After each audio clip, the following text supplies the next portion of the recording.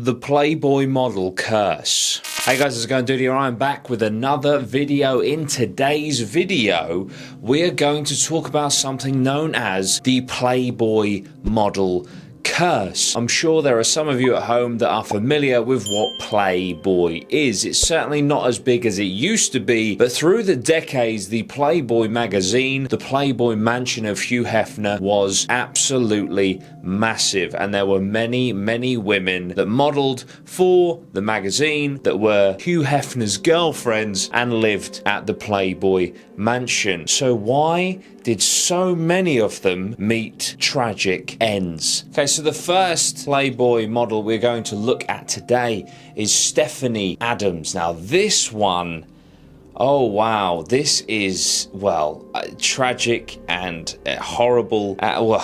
So Stephanie Adams was Playboy's Miss November for 1992. But modeling wasn't her life at all. In fact, she aspired and achieved her dream of being a successful author. She went on to write 25 new age self-help books. On her Twitter, she actually revealed what it was like to live in the Playboy mansion, which she did for a number of months. And she said, "I lived there for months, and my favorite room in the mansion was Hefner's wonderful library, which he welcomed me to enjoy any time. People thought his only interest was me posing for Playboy, but Hugh Heffner always told me how proud he was of me being a published author."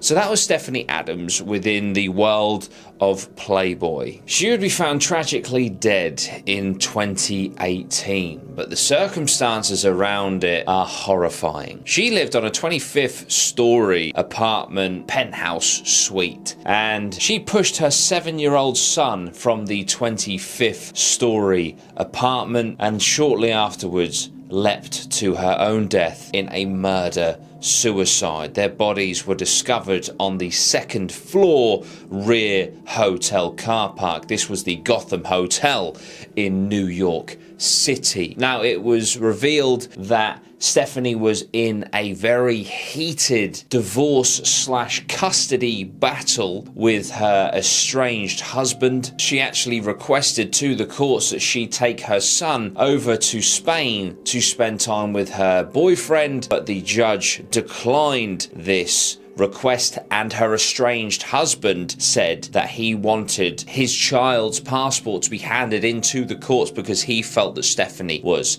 a flight risk. All of these things were happening in the build-up to Stephanie's murder-suicide of herself and her child. Now, it is not fully known at all what inspired her to take her own child's life followed by her own, as there was no suicide note left. But I will let you guys make up your own minds in the comments down below. Next up, we have Jasmine Fiora. She was 28 and she started out her career as a swimwear model, and she got involved with Playboy promoting golf events, but she never actually took photos for the magazine itself, but nonetheless worked with Playboy. Now, she was last seen checking into a hotel with her ex-husband. This was mid-August of 2009. However, only the ex-husband checked out. She was never seen alive again. 2 days after her ex-husband checked out of this hotel, her body was discovered. She was found beaten, strangled, mutilated, naked,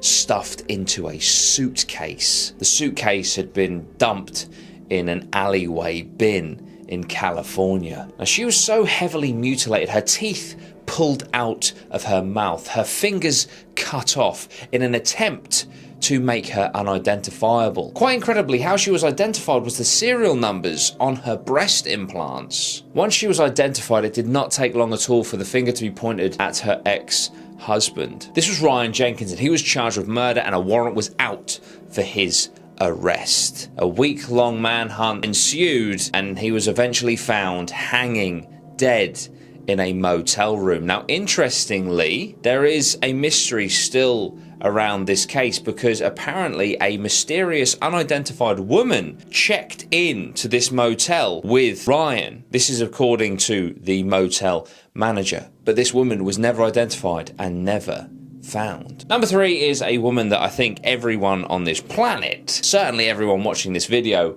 will know. This is Marilyn Monroe. Now, when I was researching for this video, I knew a little bit about her death and her life and things, but I was unaware just to the extent of the conspiracies surrounding Marilyn Monroe. And I'm just saying right now, I want to do a full video deep dive into this woman's life, into the circumstances around her death and the aftermath of her death, because wow, there is so much to this. But we're gonna scratch the surface here today for this Playboy Curse video. But if you want to see that Marilyn Monroe video in full, please do not hesitate, hit that like button and comment down below letting me know. Now, Marilyn Monroe did in fact appear in the Playboy magazine in 1953. Now, this was actually the first ever issue of the magazine. So the Playboy magazine goes back 70 years. Now, she was known as the sweetheart of the month. This was actually an exclusive thing that just happened in the very first issue.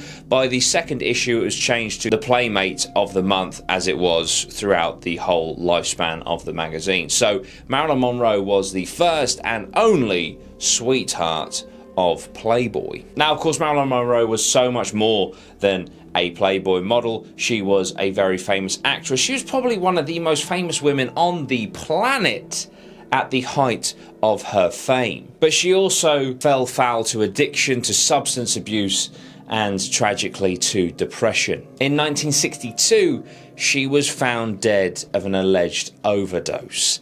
And this is where the conspiracies go wild. On August the 5th, 1962, she was found lying nude on her bed, face down, clutching a bottle of antidepressants that she was prescribed. There were empty bottles littered around her room, and the autopsy stated that it was an overdose by said prescription medications. But as I said, the conspiracies, oh my goodness, because apparently, you know, she was having love affairs with both the Kennedy brothers, who was Attorney General and, of course, the President of the United States. There's links to aliens, Area 51, all sorts of stuff that she knew too much. She was going to reveal these love affairs and destroy the Kennedy name. The housekeeper came out 2 decades after Marilyn Monroe's death and said that apparently the younger Kennedy brother, the Attorney General, was in the house the night of her death and had an argument with Marilyn Monroe. There's just so much